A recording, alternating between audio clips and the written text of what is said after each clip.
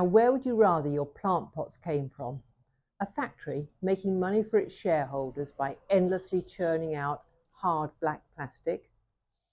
Or a UK sheep farm in the form of these little wool pots, adding value to the sheep's fleece, a natural byproduct of the shearing process that a farmer has to undertake anyway for the welfare and comfort of his animals. We're trialling the wool pots, and the plants seem to grow just as well, if not even a little bit better, in the wool pots than in a black plastic pot. The air circulates very freely around the whole of the root system, producing a very even root growth around it.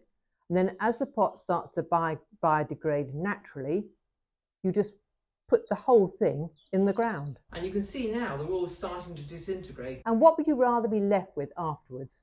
Nothing, because this natural product has simply broken down to produce a little natural fertilizer for your young plant, or a black plastic pot.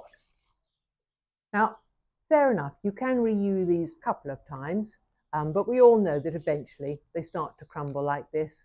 And where's it going? It's going to the landfill site, where it'll take about 450 years to break down completely. Isn't it really time we did something about plastic in the gardening industry?